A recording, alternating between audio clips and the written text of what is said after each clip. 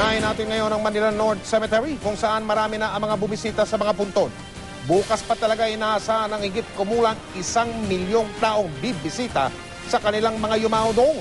Pero ngayon palang mga kapuso, problema na ang sako-sakong basura sa sementeryo. Nakatutok doon live si Cara David. Tara! Yes, Mel, Mike, kani-kanina lamang ay bumuhos ang malakas na ulan dito sa Manila North Cemetery. Kung kaya naman, nakikita ninyo dito sa aking likuran, yung mga tao palabas na. Palabas na sila ng sementeryo, magsisiuwian na itong mga taong ito.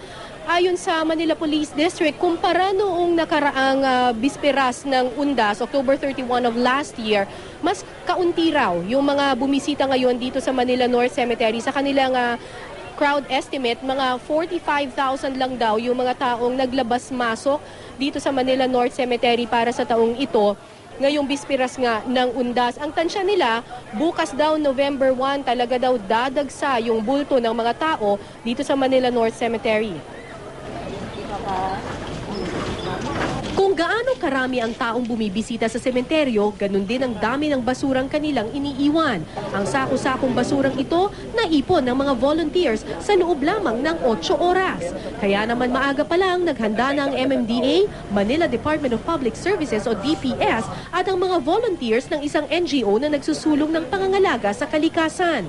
Pagpasok natin sa Undas, hindi lang sa pagrespeto ng ating mga minamahal, kundi ang tunay na respeto talaga, yung minamahal natin yung buong area na hindi natin siya ginagawang malaking dump site.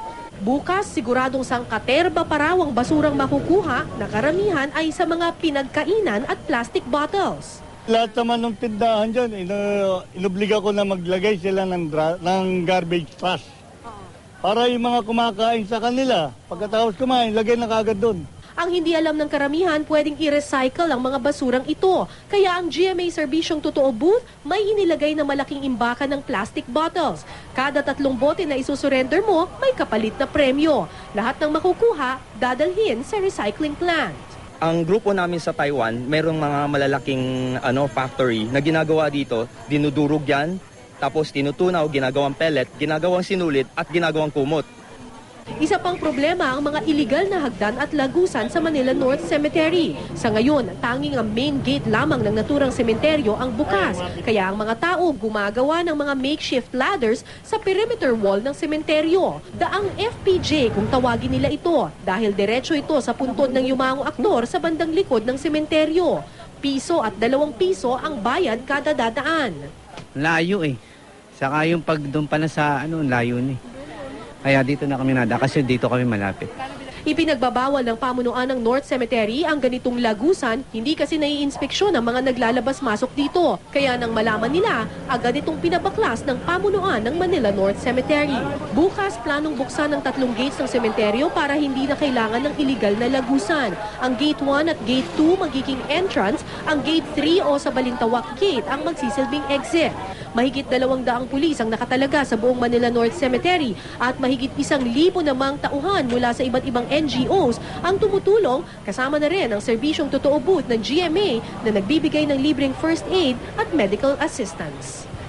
Mike, simula ngayong araw hanggang November 4 po yan, so October 31 hanggang November 4, 24 oras na bukas ang Manila North Cemetery. Bawal pong pumasok pa rin yung mga sasakyan, mga bisikleta, bawal pong magdala ng mga patalim at matatalas na bagay, alak, mga inuming nakakalasing, pati rin mga flammable materials.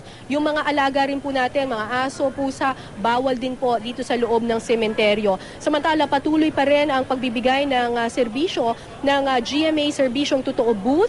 Namimigay po tayo ng kandila, tubig, first aid assistance. Meron din po libreng cellphone charging station tayo dyan sa ating Serbisyong Totoo booth ng GMA para sa lahat ng mga papasok pa rin dito sa Manila North Cemetery. Nakikita mo, Mike, bago sila pumapasok dito sa sementeryo, pumipila muna sila sa Serbisyong Totoo booth ng GMA. Mike. Cara, pakita ulit natin yung live na kuha nyo nung daloy ng mga tao doon sa may gate ng Manila North Cemetery. Ito, pakita natin ngayon yung live na kuha kanina.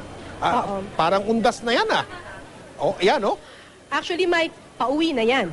Yan yung mga pauwi na. Parang Nobyembre 1 kakaunti na lang yung pumapasok ngayon dito sa sementeryo. Ang marami, most of them are going out. Kasi nga bumuhos yung malakas na ulan, itong mga taong ito dapat magpapalipas ng gabi doon sa mga puntod ng kanilang mga yumaong mahal sa buhay, pero nagdesisyon silang magsiuwian na. Yung iba sa kanila, hindi na babalik bukas. Yung iba naman daw ay magdedesisyong bumalik pa rin.